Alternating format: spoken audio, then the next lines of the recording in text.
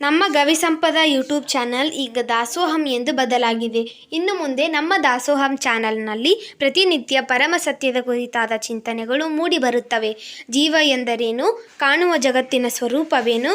ಜೀವ ಜಗತ್ತನ್ನು ನಿಯಂತ್ರಿಸುತ್ತಿರುವ ಶಕ್ತಿ ಯಾವುದು? ಜೀವನದ ಸಾರ್ಥಕತೆ ಹೇಗಾಗುತ್ತದೆ ಎನ್ನುವುದನ್ನು ಕುರಿತು ಪರಮ ಪೂಜ್ಯ ಶ್ರೀ ಗವಿಸಿದ್ದೇಶ್ವರ ಅಪ್ಪಾಜಿ ಗವಿಮಠ ಕೊಪ್ಪಳ ಮತ್ತು ಪರಮ ಪೂಜ್ಯ ಕೃಷ್ಣಾನಂದ ಅಪ್ಪಾಜಿ ಕಜ್ಜಿಡೋಣಿ ಹಾಗೂ ಗವಿಯವರಿಂದ ಚಿಂತನೆಗಳು ಮೂಡಿ ಬರಲಿವೆ. ಹಾಗಾಗಿ ತಾವೆಲ್ಲರೂ ನಮ್ಮ ದಾಸೋಹಂ ಚಾನಲ್ನನ್ನು ಸಬ್ಸ್ಕ್ರೈಬ್ ಮಾಡಿ, ಲೈಕ್ ಮಾಡಿ ಹಾಗೂ ನಿಮ್ಮ ಕುಟುಂಬ ಮತ್ತು ನಿಮ್ಮ ಸ್ನೇಹಿತರಿಗೆ ಶೇರ್ ಮಾಡಿ ಮತ್ತು ನಿಮ್ಮ ಅನಿಸಿಕೆಗಳನ್ನು ಕಮೆಂಟ್ ಮೂಲಕ ತಿಳಿಸಿ. ಭಕ್ತಿಯ ಪ್ರಣಾಮಗಳು.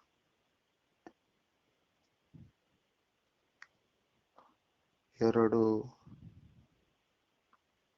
ವಿಷಯಗಳನ್ನ ನಾವು ನೋಡಲಿಕ್ಕೆ ಸುಮಾರು ದಿನಗಳಿಂದ ಪ್ರಾರಂಭಿಸಿದ್ದೀವಿ.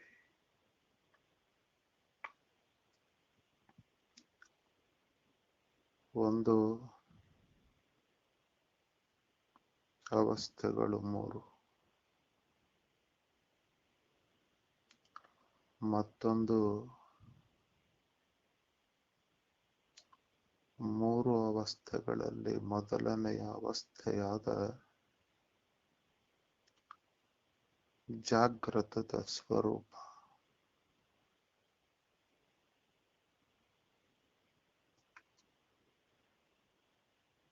ಮೂರು ಅವಸ್ಥೆಗಳು ಜಾಗ್ರ, ಸ್ವಪ್ನ, ಸುಷುಪ್ತಿ.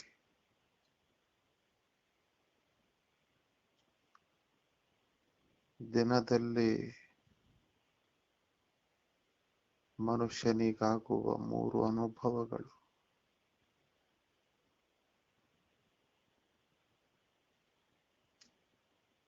ಜಾಗ್ರದಲ್ಲಿ ಈ ಜಗತ್ತು ಸ್ಫುಟವಾಗಿ ಕಾಣುತ್ತದೆ. ಸ್ವಪ್ನದಲ್ಲಿ ಕಂಡಂಗಾಗ್ತದೆ. ಸುಷುಪ್ತಿಯಲ್ಲಿ ಇಲ್ಲವಾಗ್ತದೆ.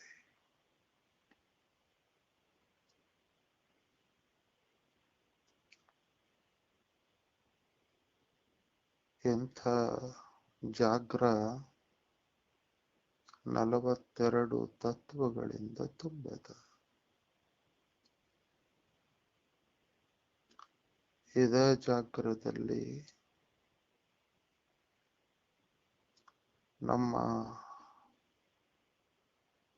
ನಾವು ಯಾವುದನ್ನ ಸತ್ಯ ಅಂತ ತಿಳಿದೀವಿ, ನಮ್ಮ ಹೊಡೆದಾಟ, ಬಡಿದಾಟ, ನಮ್ಮ ಸಾಧನೆಗಳು, ನಮ್ಮ ಬದುಕಿನ ಔನ್ನತ್ಯದ ಕ್ಷಣಗಳು ಎಲ್ಲವೂ ಕೂಡ ಈ ಜಾಗೃತ ಅವಸ್ಥೆಯಲ್ಲಿ ಕಾಣಸಿಗುತ್ತಾವ.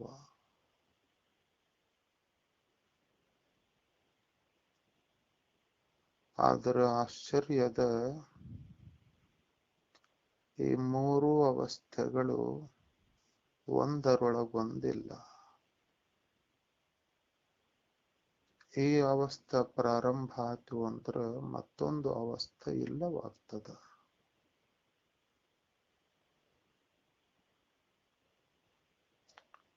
ಹೆಂಗ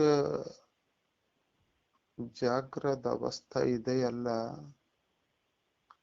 ಇಂದ್ರಿಯಗಳ ಜ್ಞಾನಕ್ಕ ಅದೊಂದು ವೇದಿಕೆ ಆಗ್ತದ. ಅದೇ ಸ್ವಪ್ನ ಅವಸ್ಥೆ ಇದೆಯಲ್ಲ, ಆ ಇಂದ್ರಿಯಗಳ ಜ್ಞಾನದಿಂದ ಏನು ಆ ಸಂಸ್ಕಾರ ಉಂಟಾಗಿತ್ತು ಅದರ ಬಂಡವಾಳದ ಮ್ಯಾಗ ನಡೀತದೆ.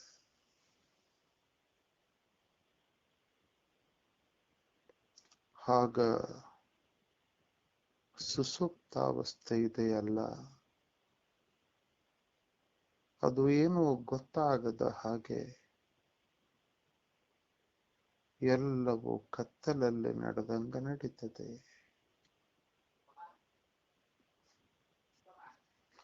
ಇವು ಜೀವನದ ಅನುಭವಗಳು, ದಿನದ ಅನುಭವಗಳು. ಇಂಥ ಜಾಗೃತ ಅವಸ್ಥೆಯಲ್ಲಿ ಯಾವುದನ್ನ ನಾವು ಅಧಿಕಾರ ಅಂತ ಕರಿತೀವಿ, ಮತ್ತಾವುದನ್ನ ಹಣ ಅಂತ ಕರಿತೀವಿ, ಮತ್ತ ಇನ್ನ ಪದಾರ್ಥಗಳು ಅಂತ ಕರಿತೀವಿ, ಸಂಬಂಧಗಳನ್ನ ಕರಿತೀವಿ, ನಮ್ಮ ಹೆಸರ, ನಮ್ಮ ಜಾತಿ, ನಮ್ಮ ಧರ್ಮಗಳು, ಅವುಗಳ ಪ್ರಸಿದ್ಧಿಯನ್ನ ಜಾಗೃತ ಅವಸ್ಥೆಯಲ್ಲಿ ಕಾಣ ಬಯಸಲಿಕ್ಕೆ ಅಪೇಕ್ಷೆ ಪಡುತ್ತೀವಿ. ನೀನು ಏನನ್ನ ಬೆಳಿತಿದಿ, ಏನನ್ನ ಮಾಡ್ತಿದಿ, ಏನು ಸಾಧನೆಗಳನ್ನ ಮಾಡ್ತಿದಿ, ಇವು ಎಲ್ಲವೂ ಒಂದು ಅವಸ್ಥೆಯೊಳಗ ಇದಾವ.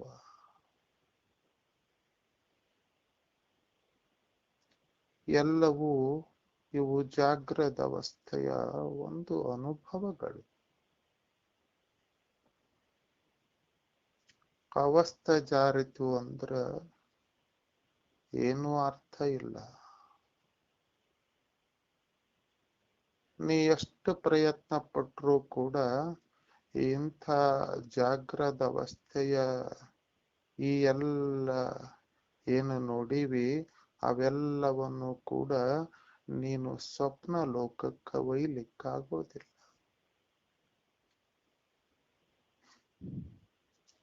ಅಲ್ಲ, ಒಂದು ಅವಸ್ಥೆ ಬಿಟ್ಟು ಇನ್ನೊಂದು ಅವಸ್ಥೆದಾಗ ಈ ವಸ್ತುಗಳು ಹೆಂಗ ಕೆಲಸಕ್ಕೆ ಬಾರದೇ ಇಲ್ಲಂದ ಬಳಿಕ ಇನ್ನು ಈ ಲೋಕವನ್ನ ಬಿಟ್ಟು ಹೊಂಟಾಗ ಇವು ಏನ್ ಕೆಲಸಕ್ಕೆ ಬರ್ತಾವ?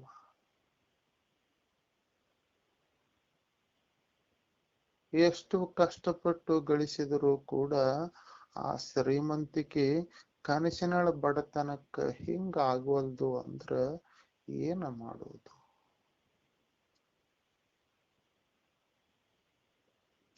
ಒಂದು ಕ್ಷಣ ಎರಡೂ ಅವಸ್ಥೆಗಳು ಇಲ್ಲವಾಗಿ ಬಿಡುತ್ತಾವ ನಿದ್ರಾವಸ್ಥೆಯಲ್ಲಿ.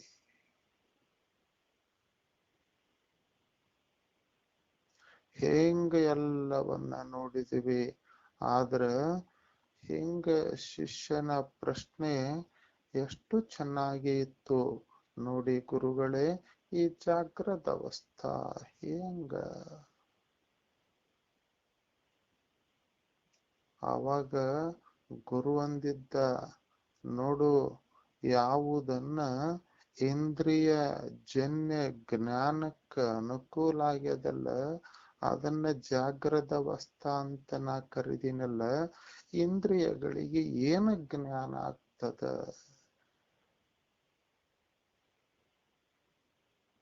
ಇಂಥ ಇಂದ್ರಿಯಗಳು ಇದಾವಲ್ಲ, ಇವು ನಿನ್ನನ್ನೇ ಆಶ್ರಯಿಸಿಕೊಂಡು ಇದಾವ.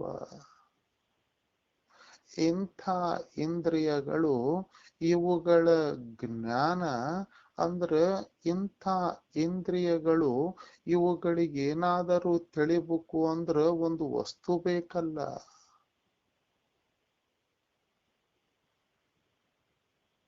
ಇಂಥ ಜ್ಞಾನಕ್ಕ ಇದು ಈ ಅವಸ್ಥಾಧಾರ ಆಗ್ತದ.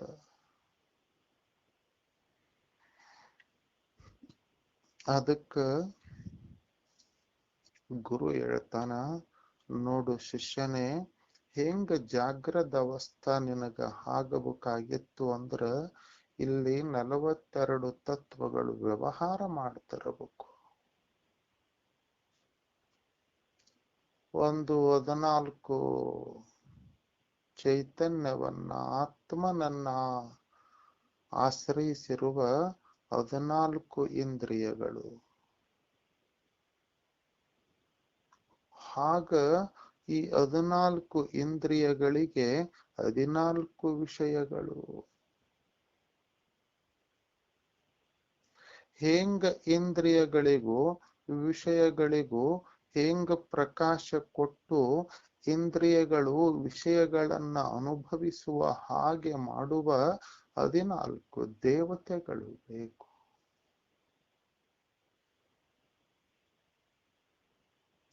ಕತ್ತಲೈತಿ, ಕಣ್ಣೈತಿ, ಮುಂದ ವಸ್ತು ಐತಿ, ಬಂಗಾರ ಬಿದ್ದದ, ಕತ್ತಲೈತಿ, ಎಷ್ಟು ಮಜಾ ಅದ.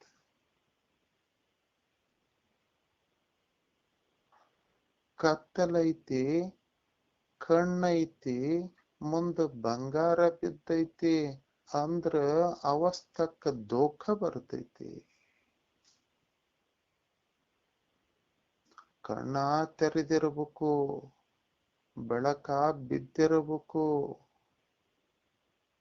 ಮುಂದ ವಸ್ತುಗಳು ಕಾಣ್ತಿರ್ಬೇಕು. ಅಷ್ಟು ಬೆಳಕಿನ ಕೃಪೆ.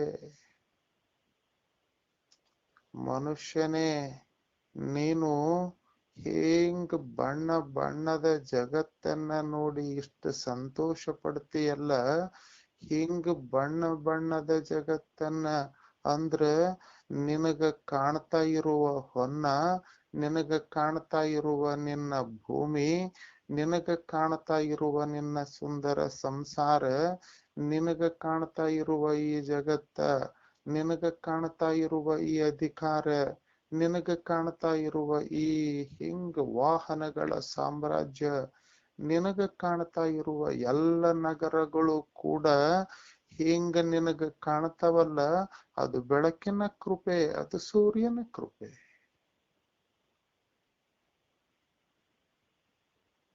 ನೀನು ಬೆಳಕನ್ನ ಮರೆತು ವಸ್ತುಗಳನ್ನ ನೋಡಾಕ ಹಚ್ಚಿದೆ. ಸ್ವಲ್ಪ ವಿಚಾರ ಮಾಡಿ ನೋಡು. ಹಂಗ ನಿನ್ನ ದೇಹದಲ್ಲಿರುವ 14 ಇಂದ್ರಿಯಗಳು ಹೆಂಗಿ ಜಗತ್ತಿನಲ್ಲಿರುವ 14 ವಿಷಯಗಳು ಅವುಗಳ ಮಧ್ಯೆ ಇರುವ ಎರಡನ್ನೂ ಪ್ರಕಾಶಿಸುತ್ತಿರುವ 14 ದೇವತೆಗಳು.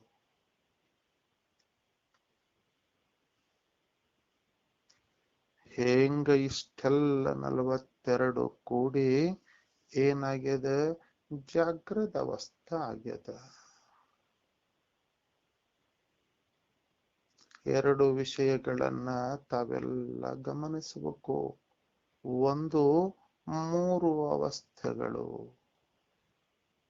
ಎರಡು ಜಾಗೃತ ಅವಸ್ಥೆಯಲ್ಲಿ ಇರುವ 42 ತತ್ವಗಳು.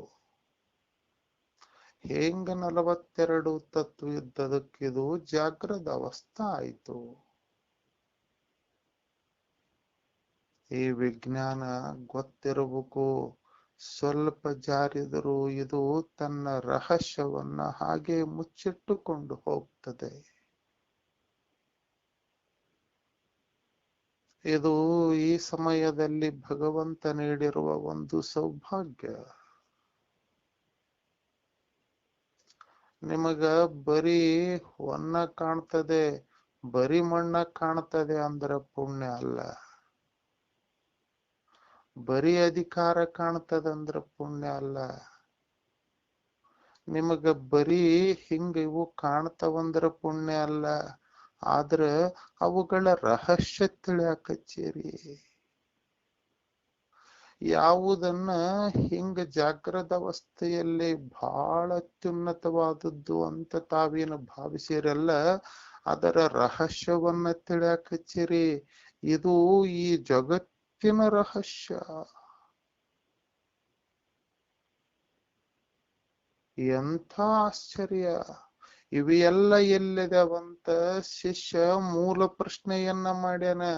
ಏನು ಈ ದೇಹಗಳ ಎಡೆಯಲ್ಲ, ಈ ಕೋಶಗಳು ಎಡೆಯಲ್ಲ, ಇಂಥ ದೇಹಗಳು ಇಂತೆಲ್ಲವು ಎಲ್ಲಿದಾವಂದ್ರ ಅವು ಹೆಂಗ ಕಾಲದಲ್ಲಿ ಬೇಸಿಗೆ, ಅದ ಕಾಲದಲ್ಲಿ ಹಿಂಗ ಚಳಿ, ಕಾಲದಲ್ಲಿ ಮಳಿ ಹೆಂಗ ಅಡಿಗ್ಯಾವೋ ಹಂಗ ಈ ಅವಸ್ಥದಲ್ಲಿ ಜಾಗ್ರ ಸ್ವಪ್ನ ಸುಸುಪ್ತಿಗಳು ಅಡಿಗೆವ. ಅದ ಜಾಗ್ರದ ಅವಸ್ಥೆಯಲ್ಲಿ ಜಾಗ್ರದ. ಹಿಂಗ ಆ ಜಾಗ್ರದೊಳಗ ಇವೆಷ್ಟು ಅಡಿಗ್ಯಾವ. ಯಾವು 42 ತತ್ವಗಳು. ಎಂತ ರಹಸ್ಯವಾದ ವಿಜ್ಞಾನ ಇದು. ನಿಮ್ಮ ಕಣ್ಣ ಮುಂದ ಬಿದ್ದದ. ಹೆಂಗ ಎಲ್ಲವೂ ಸ್ಫುಟವಾಗಿ ಕಾಣುತ್ತದ. ಆದ್ರೆ ನೋಡುವ ಜ್ಞಾನ ಇಲ್ಲ. ಒಂದ ಸಲ ನೋಡಾಕ್ ಹಚ್ಚಿದಿ ಅಂದ್ರ ನಿನ್ನ ಸ್ವರೂಪ ನಿನಗ ತಿಳಿತದ. ನಿನಗ ಹೊನ್ನು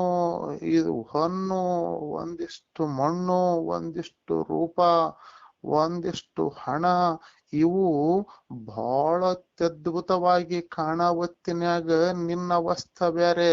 ಅಂದ್ರೆ ನಿನ್ನ ಬಗ್ಗೆ ನಿನಗಿರುವ ತಿಳುವಳಿಕೆಯೇ ಬೇರೆ. ಈಗ ಅವುಗಳ ರಹಸ್ಯವನ್ನ ಕಾಣಕಚ್ಚಿಯಲ್ಲ, ಇನ್ಮ್ಯಾಕ ನಿನಗಾಗುವ ಅನುಭವವೇ ಬೇರೆ. ನೀನು ಇನ್ನು ಸಾಮಾನ್ಯರ ತರ ಅಲ್ಲ. ಯಾಕಂದ್ರೆ ರಹಸ್ಯವನ್ನ ತಿಳಿಯಕಚ್ಚಿದಿ. ಹೊನ್ನು ರೂಪುಗೊಂಡ ಬಗೆ, ಈ ಜಗತ್ತು ರೂಪುಗೊಂಡ ಬಗೆ, ಹ್ಯಾಗ ದೇವತೆಗಳು, ಹ್ಯಾಗ ನಿನ್ನನ್ನಲ್ಲಿರುವ ಇಂದ್ರಿಯಗಳು, ಏನವುಗಳ ವ್ಯವಹಾರ, ಎಂತ ರಹಸ್ಯ ಇದು. ನೀ ಏನ್ ಅನ್ಕಂಡಿಯಲ್ಲ, ಎಲ್ಲವೂ ಜಾಗ್ರದ ಅವಸ್ಥೆಯಲ್ಲಿ ಬರುವ ಸಣ್ಣ ಸಣ್ಣ ಅನುಭವಗಳು. ಯಾವುದೆಲ್ಲವೂ ಅದು ಸಣ್ಣ ಸಣ್ಣ ಅನುಭವ. ಜಾಗ್ರದ ಅವಸ್ಥೆಯಲ್ಲಿ ಕಾಣಸಿಗುವ ಅನುಭವ ಅವಸ್ಥೆಯೇ ಸತ್ಯಲ್ಲಂದ ಬಳಿಕ ಅದ್ರಾಗ ಸಿಕ್ಕು ವಸ್ತುಗಳು ಸತ್ಯಂಗಾಗಕ್ ಸಾಧ್ಯ. ಒಂದು ದಿನದಲ್ಲಿ ಅವಸ್ಥೆಯೇ ಪಕ್ಕ ಇರುವಲ್ದಂದ ಬಳಿಕ ಅದರಲ್ಲಿ ಕಾಣಸಿಗುವ ಸಣ್ಣ ಸಣ್ಣ ಅನುಭವಗಳು ಸತ್ಯ ಆಗಲಿಕ್ಕೆ ಹೆಂಗ ಸಾಧ್ಯ.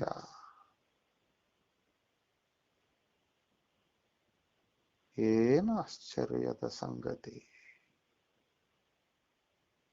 ಅದಕ್ಕ 14 ಇವು 3 ಗುಂಪದ. ಇದಕ್ಕೆ ತ್ರಿಪುಟಿ ಅಂತ ಕರೀತಾರೆ. ಇಂದ್ರಿಯ, ವಿಷಯ, ದೇವತೆಗಳು, ಈ 3 ಸೇರಿ ಮಾಡುವ ವ್ಯವಹಾರಕ್ಕ ಜಾಗ್ರದ ಅವಸ್ಥಾ ಅಂತ ಕರೀತಾರೆ. ಯಾರು ಇಂದ್ರಿಯಗಳು ಯಾವುವು? ಇಲ್ಲಿ ತನ ನಾವು ಇದನ್ನೆಲ್ಲ ನೋಡಿವಿ. ಈಗ ಇದು ತಮಗ ಪುನಃ ಪುನಃ ಮನನ ಆಗ್ತಿರ್ಬೇಕು. ಯಾಕಂದ್ರ ಮರ್ತ ಹೋಗಿಬಿಡ್ತಾನ ಮನುಷ್ಯ. ಅದಕ್ಕ ಸ್ವಲ್ಪ ಅವುಗಳ ವಿಶೇಷವಾಗಿ ಬೆಳಕು ಚೆಲ್ಲುತ್ತಾ ಇಲ್ಲಿಗೆ ಬಂದೀವಿ. ಇವತ್ತು ಶಿಷ್ಯ ಪ್ರಶ್ನೆ ಮಾಡ್ತಾನ, ಆ 42 ತತ್ವಗಳು ಯಾವುವು ಅಂತ ಸ್ವಲ್ಪ ವಿವರಿಸಿರಿ ಅಂತ. 3 ಅವಸ್ಥೆಗಳು. 3 ಅವಸ್ಥೆಗಳಲ್ಲಿ ಮೊದಲನೆಯ ಅವಸ್ಥೆಯಾದ ಜಾಗ್ರದ ಅವಸ್ಥಾ, ಆ ಜಾಗ್ರದ ಅವಸ್ಥೆಯಲ್ಲಿ ಇರುವ 42 ತತ್ವಗಳು. ಹೀಗೆ ಯಾವು ಆತ್ಮನನ್ನ ಆಶ್ರಯಿಸಿ ಬದುಕ್ತವಲ್ಲ, ಆತ್ಮನ ಆಶ್ರಯದಲ್ಲಿ ಇರುತ್ತವಲ್ಲ, ಅದಕ್ಕ ಇಂದ್ರಿಯಗಳು ಅಂತ ಕರೀತಾರ. ಅಂಥ ಇಂದ್ರಿಯಗಳು 14. ನೋಡಿ, ಈ 14 ಇಂದ್ರಿಯಗಳು ಹಿಂಗ ಇವು ಜಾಗೃತ ಆಗಿದ್ವು, ಕಾರ್ಯತತ್ಪರಾಗಿದ್ವು ಅಂದ್ರೆ ಅದಕ್ಕೆ ಜಾಗ್ರದ ಅವಸ್ಥಾ ಅಂತ ಕರೀತಾರೆ. ಹಿಂಗ ಆ ಇಂದ್ರಿಯಗಳು ಯಾವುವು ಅಂತ ನೋಡೋಣ. ಗುರು ಹೇಳ್ತಾನ, ನೋಡು ಶಿಷ್ಯನೇ, ಹಿಂಗ ಯಾವುವು ಅಂತ ಕೇಳಕಚ್ಚಿಯಲ್ಲ, ಸುಮ್ಮನೆ ಹೆಸರ ನೋಡು. ಮುಂದವುಗಳ ವಿಶೇಷತವನ್ನ ನೋಡೋಣ. 1, 5 ಜ್ಞಾನೇಂದ್ರಿಯಗಳು. ಯಾವ ಜ್ಞಾನೇಂದ್ರಿಯಗಳು? ಕಣ್ಣ, ಕಿವಿ, ಮೂಗು, ನಾಲಿಗೆ, ಚರ್ಮ. ಇವಕ್ಕ ಜ್ಞಾನೇಂದ್ರಿಯಗಳಂತ ಕರೀತಾರ. ಯಾಕಂದ್ರ ಇವುಗಳಿಂದ ಜ್ಞಾನ ಉತ್ಪತ್ತಿ ಆಗ್ತದ. ಕಣ್ಣಿನಿಂದ ರೂಪದ ಜ್ಞಾನ ಆಗ್ತದ, ಕಿವಿಯಿಂದ ಶಬ್ದದ ಜ್ಞಾನ ಆಗ್ತದ, ನಾಲಿಗೆಯಿಂದ ರುಚಿಯ ಜ್ಞಾನ ಆಗ್ತದ, ಚರ್ಮದಿಂದ ಸ್ಪರ್ಶದ ಜ್ಞಾನ ಆಗ್ತದ, ಮೂಗಿನಿಂದ ವಾಸನೆಯ ಜ್ಞಾನ ಆಗ್ತದ. ಏನಂತ ಕರಿಬೇಕು? ಇವು ಜ್ಞಾನೇಂದ್ರಿಯಗಳು. ಎದಕ್ಕ? ಇವುಗಳಿಂದ ಜ್ಞಾನ ಉಂಟಾಗ್ತದ, ಅದಕ್ಕಿವು ಜ್ಞಾನೇಂದ್ರಿಯ. ಹಾಗ 5 ಕರ್ಮೇಂದ್ರಿಯಗಳು.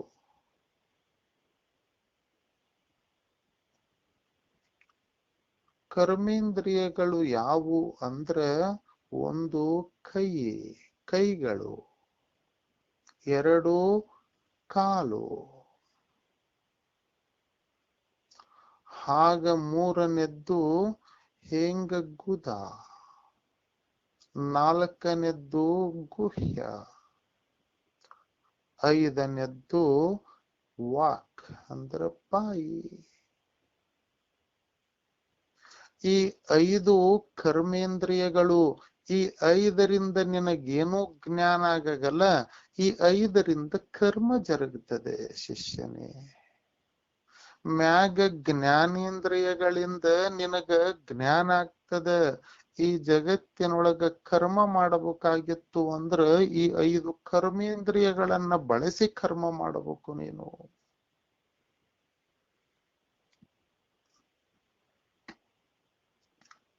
ಕೈಗಳಿಂದ ಕುಡುಕೊಳ್ಳುವಿಕೆ, ಕಾಲುಗಳಿಂದ ನಡೆದಾಡುವಿಕೆ, ಬಾಯಿಯಿಂದ ಮಾತನಾಡುವಿಕೆ, ಹಾಗ ಗುದದಿಂದ ಮಲ ವಿಸರ್ಜನೆಯನ್ನ ಮಾಡುವಿಕೆ, ಗುಹ್ಯದಿಂದ ಭೋಗಿಸುವಿಕೆ. ಹೆಂಗ ಈ 5 ಕರ್ಮೇಂದ್ರಿಯಗಳು ಏನಿದಾವಲ್ಲ, ಇವುಗಳಲ್ಲಿ ಜ್ಞಾನ ಇಲ್ಲ, ಇವುಗಳಲ್ಲಿ ಕರ್ಮದ ಬರೀ ಮಾಡುವಿಕೆ ಅದ. ಹಾಗ ಯಾವು ಬರೀ ಕೆಲಸವನ್ನ ಮಾಡ್ತಾವು ಕರ್ಮೇಂದ್ರಿಯಗಳು, ಯಾವು ಜ್ಞಾನವನ್ನ ಮಾಡ್ತವ ಅಂದ್ರ ಜ್ಞಾನದಿಂದ ನೋಡ್ತವ, ಆ ಇಂದ್ರಿಯಗಳು ಜ್ಞಾನೇಂದ್ರಿಯಗಳು. ಉಳಿದುವು 4 ಇಂದ್ರಿಯಗಳು ಅಂತರಿಂದ್ರಿಯಗಳು. ಏನ್ ಅಂತರಿಂದ್ರಿಯಗಳು ಅಂದ್ರ ಹೆಂಗ್ ಒಳಗಡೆ ಇರುವಂತಹ ಇಂದ್ರಿಯಗಳು. ಈ ಇಂದ್ರಿಯಗಳು ಹೆಂಗ ಭೌತಿಕವಾಗಿ ಅದ್ಯಾವ ಅಂದ್ರ ಹೊರಗ ಕಾಣ್ತಾವ. ಈ 4 ಇಂದ್ರಿಯಗಳು ಆಂತರಿಕದಲ್ಲಿ ಅದ್ಯಾವ, ಹೊರಗ ಕಾಣೋದೇ ಇಲ್ಲ. ಅಂತ ಯಾವ ಇಂದ್ರಿಯಗಳಂದ್ರ ಮನ, ಬುದ್ಧಿ, ಚಿತ್ತ, ಅಹಂಕಾರ.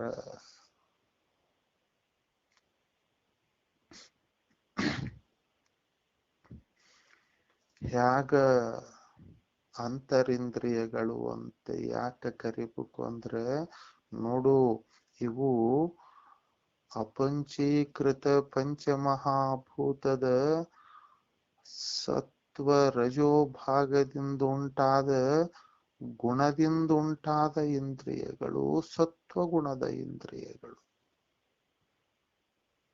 ಸೂಕ್ಷ್ಮವಾದದ್ದು ಇವು, ಸೂಕ್ಷ್ಮ ದೇಹದಲ್ಲಿ ಇರಂತಹವು. ಹಂಗ ಈ 4 ಇಂದ್ರಿಯಗಳು. ಮೊದಲನೇದ್ದು ಮನ. ಈಗ ಆ ಮನ ಅದರ ಕಾರ್ಯ ಹಿಂಗ ಸಂಕಲ್ಪ ವಿಕಲ್ಪಗಳನ್ನ ಮಾಡೋದು.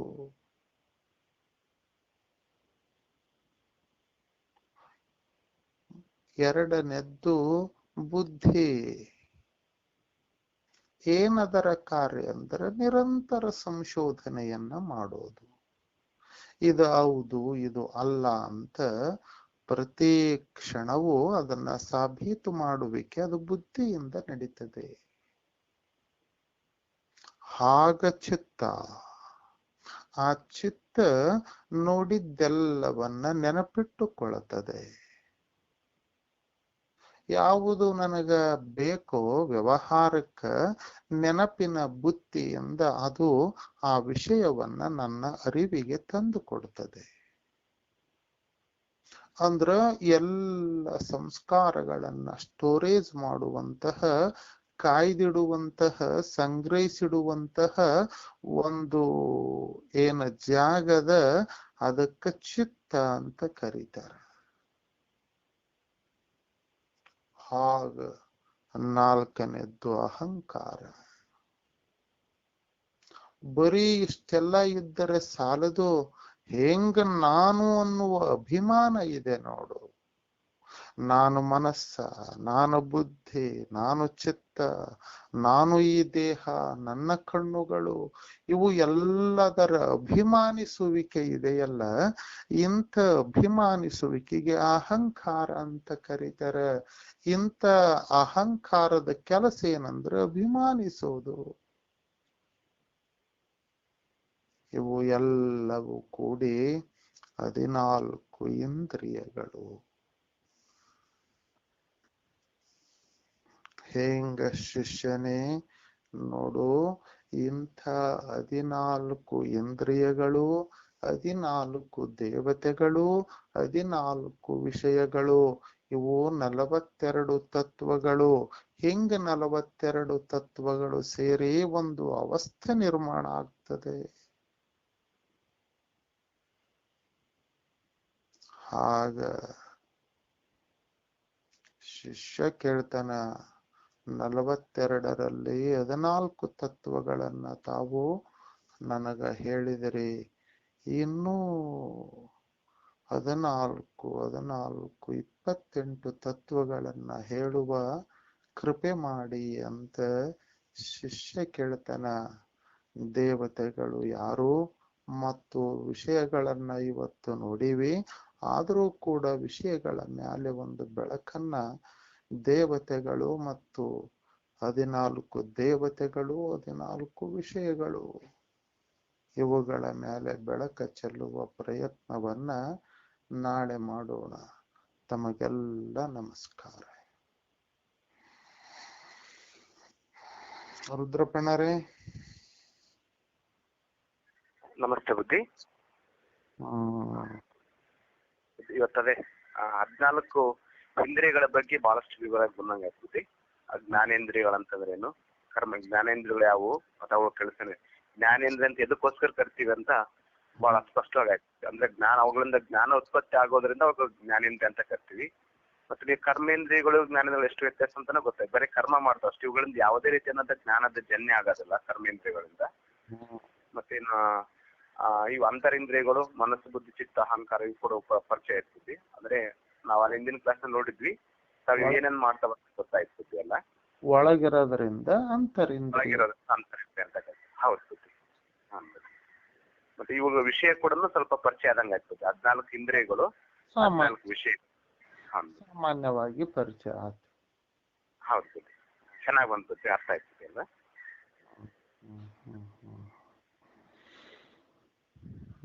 ಪಾಟೀಲ್ರು ನಮಸ್ಕಾರ ಬುದ್ಧಿ. ಯಾವುದೇ ಸಂಶಯ ಇಲ್ಲ ಬುದ್ಧಿ. ಈ ಕರ್ಮೇಂದ್ರಿಯ, ಜ್ಞಾನೇಂದ್ರಿಯ ಎಲ್ಲ ಬಂತು ಮತ್ತು ಅವುಗಳ ಡೆಫಿನೇಷನ್ ಅಂದ್ರೆ ಏನು ಅನ್ನೋದು, ಅದರ ಕಾರ್ಯ ಮತ್ತು ಸ್ವರೂಪಗಳು ಬಹಳ ಚೆನ್ನಾಗಿ ವಿವರಣೆ ಬಂತು. ಯಾಕೆ ಕೇಳಕ್ ಹೊಂಟಾನ? ಇವು ಯಾಕೆ ಕೇಳಕ್ ಹೊಂಟಾನ ಆತ? ತಿಳ್ಕೊಬೇಕಲ್ರಿ. ಹಂಗಲ್ಲ, ಇವು ಜಾಗ್ರದ ಅವಸ್ಥೆಯನ್ನ, ಹಿಂಗ ಜಾಗ್ರದ ಅವಸ್ಥೆಯಲ್ಲಿ ನಡೆಯುವ ವ್ಯವಹಾರವನ್ನ ಹೇಳುವ ಉದ್ದೇಶವನ್ನ ಗುರು ಇಟ್ಕೊಂಡಾನ. ಈಗ ನೀವು ಏನನ್ನ ತಿಳಿಬೇಕಾಗೈತಿ ಅಂದ್ರ, ಜಾಗ್ರದ ಅವಸ್ಥೆಯನ್ನ ತಿಳಿಯಕತ್ತೀರಿ. ಹೌದ್ರಿ. ಹಾ ಈಗ ಈಗ ಜಾಗೃತ ಅವಸ್ಥೆಯನ್ನ ನೋಡ್ತಾ ಇದೀವಿ, ಅದರಲ್ಲಿರ್ತಕ್ಕಂಥ 42 ಹಾ ತತ್ವಗಳನ್ನ ನೋಡ್ತಾ ಇದೀವಿ. ಈಗ ನಿಮಗ ಪ್ರಶ್ನೆ ಯಾವಾಗಾರ ಬಂತು ಅಂದ್ರ ನೀವೆಲ್ಲ ಗೊತ್ತಿರಬೇಕು. ಯಾಕಂದ್ರ ನಿಮ್ಮನ್ನ ಪ್ರಶ್ನೆ ಮಾಡಿಲ್ಲ, ಸುಮ್ನೆ ಹೇಳಿಕೆಂತ ಹೊಂಟೈತಲ್ಲ, ಅದಕ್ಕ ಅನ್ಸ್ತಿರ್ತೈತಿ. ಈಗ ನೀವು ಜಾಗೃತ ಅವಸ್ಥೆಯನ್ನ ಅರಿಯಕತ್ತೀರಿ, ಅದಕ್ಕೆ ಒಂದ್ ತಿಳಿಯಕತ್ತೀರಿ. ಜಾಗ್ರದ ಅವಸ್ಥೆ ಅಂದ್ರೆ ಏನು ಅಂತ ತಿಳಿಬೇಕಾಗೈತಿ, ನಿಮ್ಮದು ಮುಖ್ಯ ಪ್ರಶ್ನೆ. ಅದಕ್ಕೆ ಒಂದ್ ತಿಳಿಯಕತ್ತೀರಿ.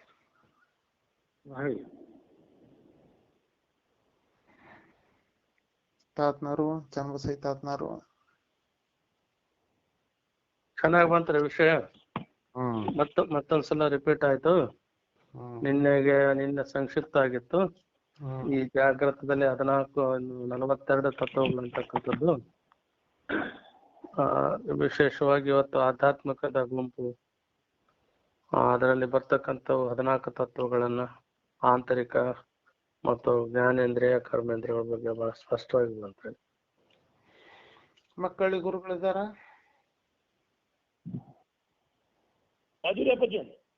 ನಮಸ್ಕಾರ ಅಪ್ಪಾಜಿ. ಶರಣತ್ರಿಪ್ಪ. ಚೆನ್ನಾಗಿ ಬಂತಲ್ರಿ? ಚೆನ್ನಾಗಿ ಬಂತ್ರಿಪ್ಪ. ರಿಪೀಟ್ ಆದದ್ದು ಚೆನ್ನಾಗಿರುತ್ತಪ್ಪ.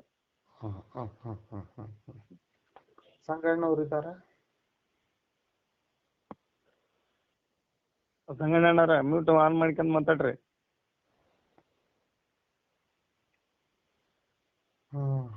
ಹರಿಶಾನಂದ ಗುರುಗಳು ಏನಂತಾರ? ಏನಿಲ್ರಪ್ಪ, ಎಲ್ಲರಿಗೆ ಆದಂತ ಅನುಭವವೇ ಇದ್ರಾಗ ಮತ್ತೆ.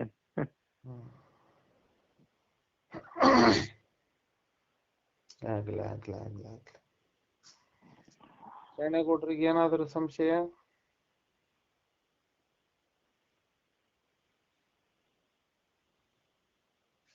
ಶರಣೇಗೌಡ್ರ ಮ್ಯೂಟ್ ಆನ್ ಮಾಡ್ಕ್ಯಾರಿ.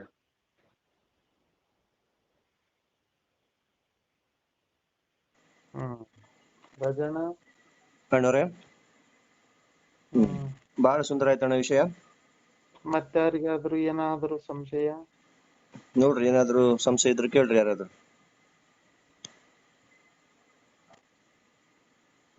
ಅವಸ್ಥೆಗಳ ಬಗ್ಗೆ ಮತ್ತೊಂದು ಸಲ ವಿಶೇಷವಾದಂತಹ ಬೆಳಕನ್ನು ಚೆಲ್ಲಿದ್ರಣ್ಣ. ನಿನ್ನೆ ನಡೆದಂತಹ ವಿಷಯದ ಮೇಲೆನೆ ಇವತ್ತು ಇನ್ನೂ ಸ್ವಲ್ಪ ಅದನ್ನ ವಿವರಿಸಿ ತಿಳಿಸಿ ಸರಳವಾಗಿ ಅದನ್ನು ವಿವರಿಸಿದಿರಣ್ಣ. ಅವಸ್ಥೆಗಳು 3 ಅವಸ್ಥೆಗಳು. ಇಲ್ಲಿ ವಿಶೇಷ ಏನು ಅಂತಂದ್ರೆ, ಒಂದು ಅವಸ್ಥೆ ಇನ್ನೊಂದು ಅವಸ್ಥೆಯಲ್ಲಿ ಬಳಕೆಗೆ ಬರುವುದಿಲ್ಲ. ಅದು ಇಲ್ಲಿ ನಾವು ಬಹಳ ಮುಖ್ಯವಾಗಿ ತಿಳ್ಕೊಬೇಕಾದಂತದ್ದಣ್ಣ. ಅದರಲ್ಲಿ ಮತ್ತೆ ಇವತ್ತು ನಾವು ಏನಂತಂದ್ರೆ, ಈಗ ಪ್ರಥಮವಾಗಿ ಜಾಗೃತಾವಸ್ಥೆಯ ಬಗ್ಗೆ ನೋಡಕತ್ತೀವಿ. ಇಂದ್ರಿಯ ಜನ್ಯ ಜ್ಞಾನಕ್ಕೆ ಆಧಾರವಾಗಿರುವುದು ಜಾಗೃತಾವಸ್ಥೆ. 14 ಇಂದ್ರಿಯಗಳು, 14 ವಿಷಯಗಳು, ಇವೆರಡರ ಮಧ್ಯೆ ಇವುಗಳನ್ನ ಪ್ರಕಾಶಿಸುವ 14 ದೇವತೆಗಳು. ಇವುಗಳಿಗೆ ತ್ರಿಪುಟಿ ಅಂತ ಕರೀತಾರಂತ ಇವತ್ತೊಂದು ಹೊಸ ಶಬ್ದ ಬಂತಣ್ಣ. ಯಾವುದರಿಂದ ಜ್ಞಾನವಾಗುವುದು ಅವು ಪಂಚ ಜ್ಞಾನೇಂದ್ರಿಯಗಳು, ಯಾವುದರಿಂದ ಜ್ಞಾನವಾಗದೆ ಬರೀ ಕರ್ಮ ಘಟಿಸುವುದು ಅವು ಪಂಚ ಕರ್ಮೇಂದ್ರಿಯಗಳು. ಇವುಗಳಿಂದ ಇವುಗಳಂತೆ ಮತ್ತು 4 ಅಂತರ ಇಂದ್ರಿಯಗಳು, ಮನ, ಬುದ್ಧಿ, ಚಿತ್ತ, ಅಹಂಕಾರ. ಇವು ಅಪಂಚೀಕೃತ ಪಂಚಮಹಾಭೂತಗಳಿಂದ ಉಂಟಾಗಿರುವ ಸತ್ವಗುಣದ ಭಾಗಗಳು. ಇವುಗಳೆಲ್ಲ ಕೂಡಿ 42 ತತ್ವಗಳಿಂದ ಉಂಟಾಗುವ ಅವಸ್ಥೆಯ ಹೆಸರೇ ಜಾಗೃತಾವಸ್ಥೆ ಅಂತ ಇವತ್ತು ನಾವು ನೋಡಿವಣ. ಬಹಳ ಸುಂದರ ಆಗ್ಯದಣ್ಣ ವಿಷಯ, ಸ್ಪಷ್ಟ ಆಗ್ಯದ.